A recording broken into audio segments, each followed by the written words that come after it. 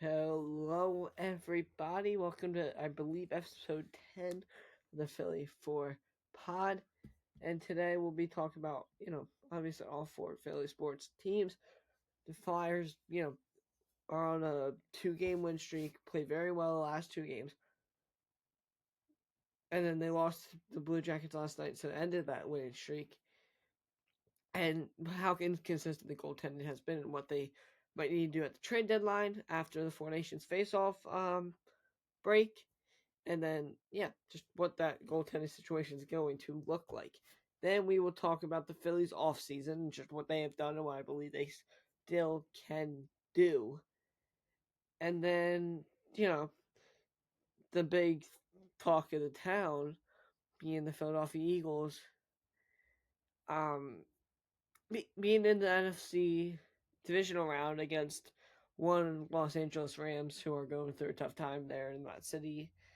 And then, just the Sixers and how disappointed they've been and really just cover that whole team from day one to now. 40 some games later, I assume. And they play the Knicks tonight, and how inconsistent Embiid's been, how inconsistent Paul George has been, and how inconsistent the health has been. So let's just get straight into it. Let's just start with the Flyers. Flyers, let's start with the positives. Positives, first off, Saturday against Cutter Gauthier, that slime, who requested out of here before even playing for this team, for this franchise, for this fans, for this city. Requested out, got traded to Anaheim for Jamie Drysdale, and I believe it was a second, is what the Flyers got in return for Gauthier. And then he came back to the Wells Fargo Center the 11th, put up no points, got booed and cheated at and stuff I don't want to say on here, because, it's not polite and not PG. But along the lines of duck you Cutter. You can fill in the blanks and correct whatever. But he got booed, and then even the players got in and fed into that energy, beat them 6-0. Urson played really well for the shots he did see in that game, got that shutout. And honestly, that was a fun game to watch. That's the most fun I've had watching a Philadelphia Flyers game in forever. In maybe a year since before Carter Hart went away from this ice hockey team. In whatever it was, April, May, or whatever. Probably off by a few months there. But before he left, that's probably the most fun I've had watching a game since then. And then, Matvei Michkov has been very fun to watch since the start of the season. Even when he does have a point streak, a lot of times he's involved. And he did have those 2 healthy scratches, but I loved what I seen from him. This team's fun. Team's fun to watch when they play well, but when they're not playing well, it's just so bad and unwatchable, honestly. Now let's get to the bad. And that's what I kind of want to talk about. They currently have 3 goaltenders on their roster. Ivan Fedotov just came over from Russia last year. He's playing with us for his first year as a 28-year-old rookie. Sam Ersson, you all know him. You may or may not love him. I'm not the biggest Sam Ersson guy, but he is the only guy we've seen and, kind of proven himself out of these 3 goaltenders. So whatever, so be it. And then Alexei Kolosov, I believe he's very young. He might be like 20, 21. Prospect, came over from Russia, played in the AHL to start, got called up, played okay. And then now we have 3 goaltenders. Now it's a situation of we have 3 goaltenders. We have 3 goaltenders, and now we don't know what we're doing. And there's not consistency. For example, Fedotov played 2 games earlier this month against a team of the caliber of the Toronto Maple Leafs, 2 in a row. And he didn't play all that bad. You know why I say he didn't play all that bad and lost where he didn't see a lot of shots and he let up like 3 or 4 goals? Is because he didn't play for a month because we have 3 goaltenders on the freaking roster and they're just not going to get playing time, especially even in practice. Even in practice, they're not even going to get them ample amount of playing time. I mean, there was a picture on Twitter, the Everything app, X, whatever you want to call it, and honestly, there was a picture of them. And this is wholeheartedly like legit. A drill where they had the nets, one here, another here, and they were running the drill like that. You just can't have a consistent hockey team having three goalies trying to rotate and want them in and out every however much you want to do it. Like Fedotov didn't play for a whole month during that stretch, and he comes in and he plays the Maple Leafs. Like really? And Alexei Kolosov, he hasn't been anything special, but you see some flashes of a superstar. He's not that yet. Matter of fact, let me read you the numbers. Sam Ersson, save percentage 887, 287 goals against average, and 2 shutouts. He's 11-7-2, 11 wins, 7 losses, and 2 overtime losses. Okay, not good. Not good. The shutouts are nice and fun and cool, obviously. Like, the shutouts are fun. Like, that's fun. Gets 2 shutouts. Good for you, Sam. You do you. Right? In 22 games. Right? And then let's move to Ivan Fedotov. Number 82 for the Philadelphia Flyers. That big, humongous guy in net. He has 13 starts, and he's 4-5-3 in those starts. 4 wins, 5 losses, 3 overtime losses. He has an 8.79 save percentage and a 3.26 goals against. Bad. Straight up. No other way to say it. Bad. This is the worst goaltending trio, tandem, whatever you want to call it, in the league. Maybe besides Pittsburgh, who's had their struggles. Now, Alexei Kolosov, the young guy who started 15 games now. He has an 870, lower than anybody, a 3.45 goals against average, higher, I guess, than everybody. He's 4-8-1 in those starts. 4-8-1. He doesn't win hockey games. He doesn't. He's not there yet. And what really drives me nuts about the Kolosov situation is he should be in Lehigh Valley, getting reps and developing. But him and his agent and his camp are saying, oh, if you send us down there, we don't want to be down there. We think we can play in the NHL. We will go back to Russia, and you'll have to figure that out, or you might have to trade us. It's so annoying because he should be sent down. Now, there's a few different ways you can attack this. I believe, especially after last night with how they lost 4-3 to the Blue Jackets in the shootout, but Fedotov did play really well. Fedotov played amazing, for his standards especially. That means there's a solidified 1 and 2. The solidified, 1 and 2 is 1 is Ersson. That's the only consistent thing about the goaltending all year. All year.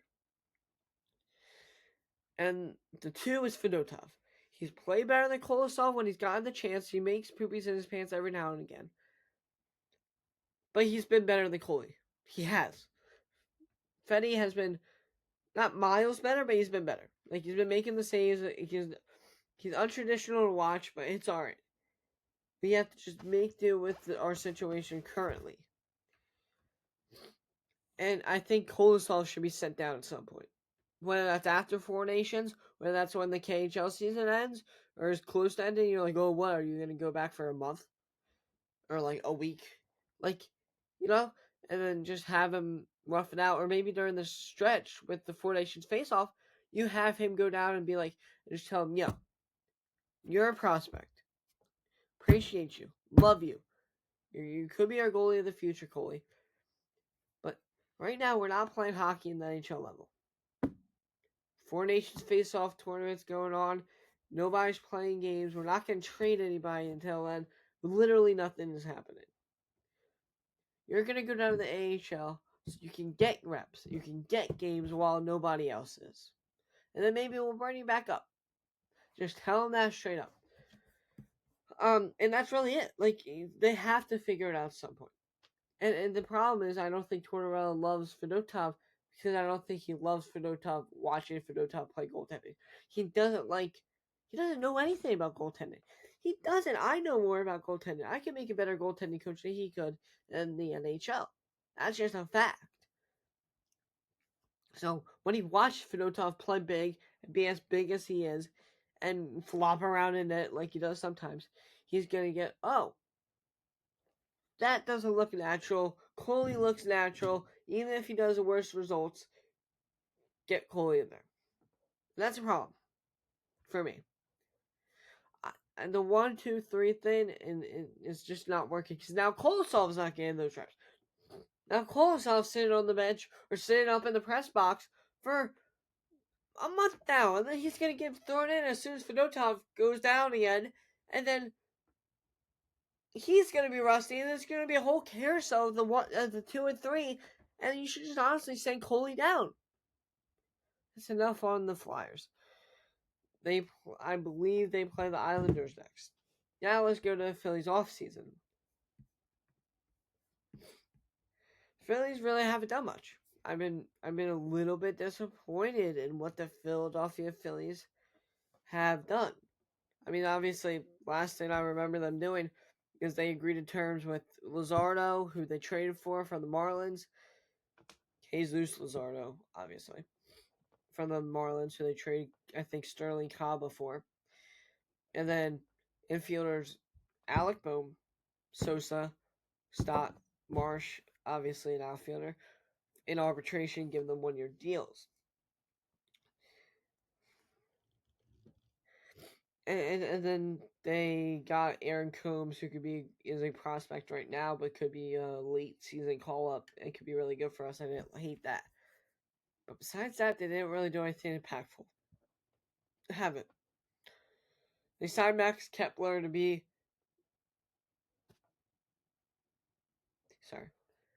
there every day. I think it is left fielder or right fielder or left fielder, I believe. So it's interesting. For sure, they haven't done much. I think they still need to upgrade.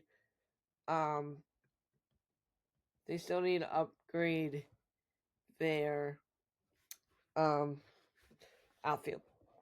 I would make a trade for one Luis Robert Jr. or Luis Robert Jr. or however you say his last name. Though he's injury prone and though he's had his very ups and very downs, I think it's better than not taking a swing. Not trying to upgrade that center field position. Because I think he can be really good out of when he's not with the White Sox. I do. I think you could ship somebody off, some prospects, some cash, and maybe even like a guy like Bohm, and then go sign Bregman. Just an idea. I'm not saying that's what they should do. I'm not saying that's what they're going to do.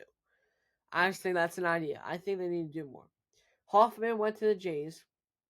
Mets got Soto. And obviously the lineup, everything else besides Juan Soto, isn't exactly like the best thing ever. True. That's fair. True. But and that's obvious. Like that's just obvious. And the Mets probably still are better than us. They're not. I don't believe that they are. But what I'll say is that they have a superstar now. They have Lindor and him. Besides them, it's like if Yentus doesn't have that good of a year, then they might just tank.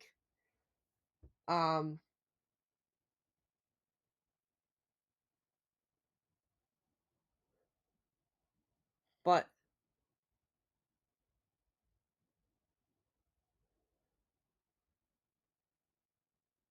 anyway, but besides that, like unless they have their relievers on our level, their starters definitely aren't on our level. Especially since we just got Jesus Luzardo from the Marlins. And I think they're still a better team. Phillies are 100% still the better team. So yeah, they still need to do more. Upgrade the outfield would be my wish. Get some relievers, especially since Hoff went to the Blue Jays. Thank God he didn't go to the Braves and he failed that physical. Anyway, now let's go to the talk of the town, what everyone's looking forward to Sunday in the link at 3. Eagles Rams NFC divisional game for a chance to play for a chance in the Super Bowl. Very wordy there, but you know what I'm saying. A chance to go to the NFC Championship game. I think it's going to be maybe not ass kicking, but I think the Eagles beat them.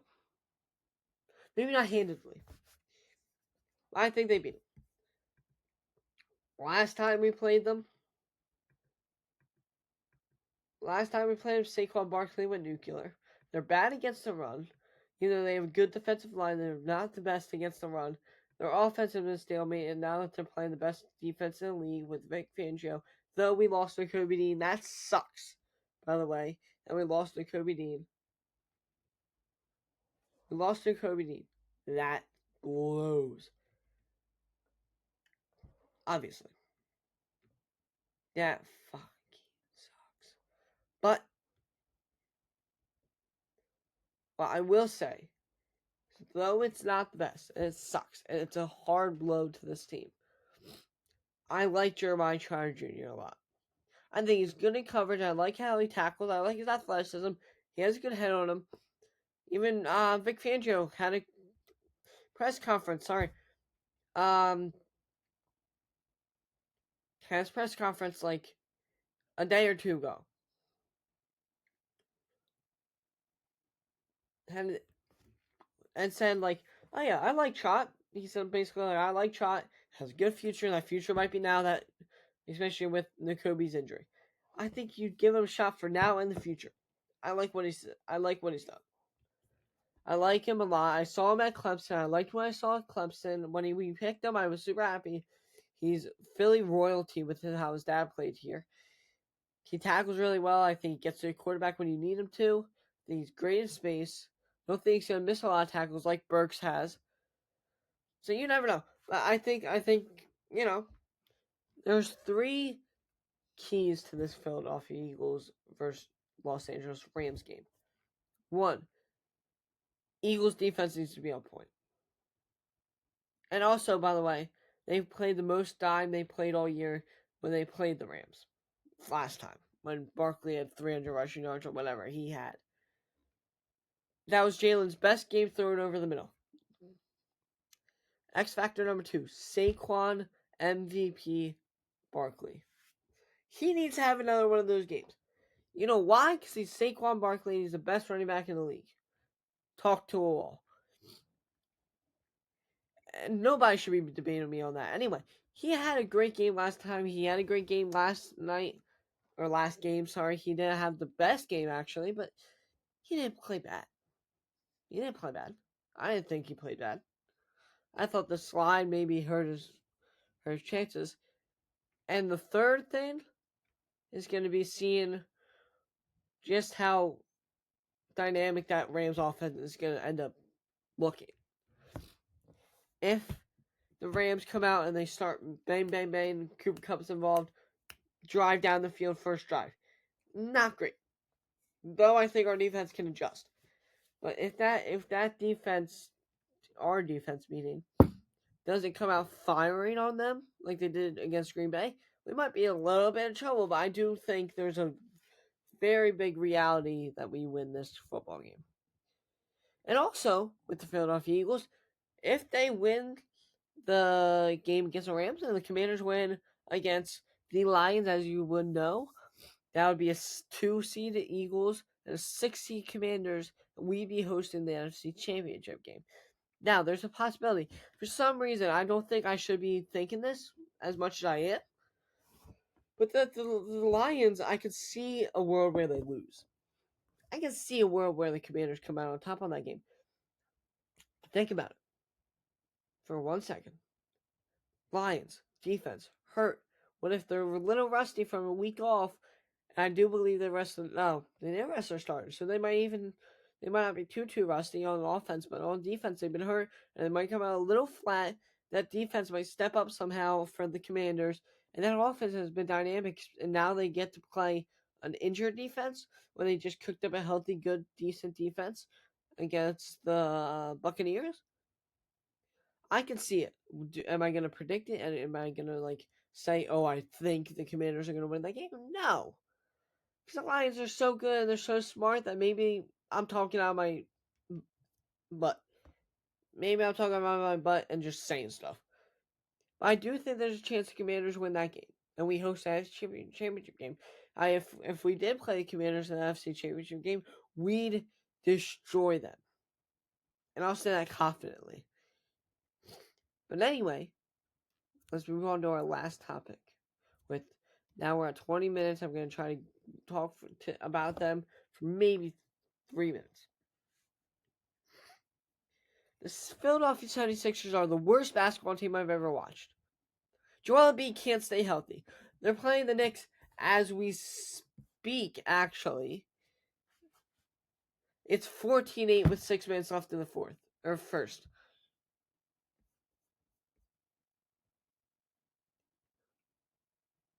I'm just going to let silence speak there. What are we doing? Maxey's at least playing. He's playing more consistently than the other two. And Embiid's barely playing basketball. He's posting ads and stuff with soccer leagues on his Instagram. And he's not playing basketball. I commented, hey, how about you play basketball? You get paid money to play basketball, not watch soccer. Maybe this team would be in a playoff position if you played basketball like you're supposed to. Paul George, love you. You got a podcast. I listened to it. I love your game. I was super excited when they signed you. But you haven't been as good as I thought you were going to be. They paid you that money. They gave a commitment to you. And you come out and you average I think it's 16. That's actually, matter of fact, it's 16-10 now. Good job, guys.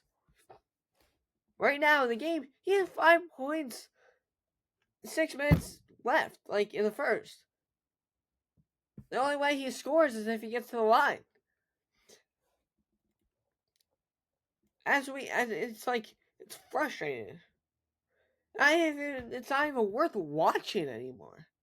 He's averaging 16.8 points, 6 rebounds, 4 assists, and he has a 42% field goal percentage. That's not good enough. That's not good enough. Period, exclamation point, question mark, comma, dash, whatever you want to put. He has not been good enough. He has not been consistent enough. At least when he was in LA, he would score, and even when he did score, he was a good guy on the defensive end. We haven't seen that. He's been hurt. We haven't seen him on the court. Same thing with Embiid. When Embiid was on the court, he's been playing well, but every now and again, we see him on the court, and he plays like hot poopy doo-doo. And we're just questioning everything. We finally get a good role player in Yabusele, and Martin comes on every now and again like he's supposed to. And we waste it in one of the worst years I've ever watched for a sports team. Very disappointed in this basketball team. Nick Nurse, love you. Last year I was willing to let go some of the bad decisions you made with not playing Ricky Council. Ricky Council hasn't been as good as I wanted him to be this year. And I'll admit that with 100% certainty. Fine. But coach, be a tougher coach. I get you're supposed to be a nice, smart, player-friendly coach, but every now and again, you have to force the guy to play instead of resting him on a back-to-back. And maybe Embiid's hurt because he did fall on Christmas Day, and that was a great game against the Celtics. Amazing game, actually. Very happy we won that game. Guess who played? Joel Embiid. But it's like the same thing over and over again. Disappointment. Now I talked for 4 minutes. Maybe I could go on hours just complaining about this team. They're not where they need to be. They're in the Cooper flag. They're playing capture the flag right now. And it might be time to cash in your check and just say, Embiid, you're done. You're going on IR.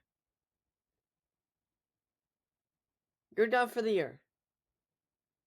And just hope that pick falls in the top 6. And then you pick somebody in a very, very, very talented draft class. Jeremy Kane was amazing. He was making this team fun to watch even when they sucked. And now he goes down. It's just the same thing with the Sixers over and over and over again. And I'm done.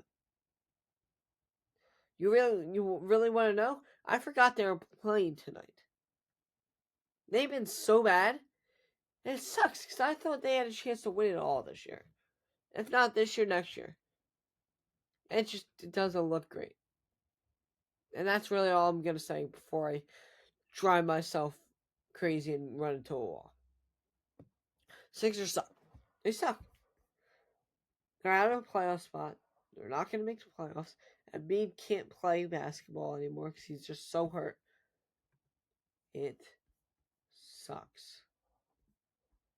Well, anyway, if you stayed this long, not a lot of people do. Thanks for watching. Appreciate you for actually supporting the podcast. See you.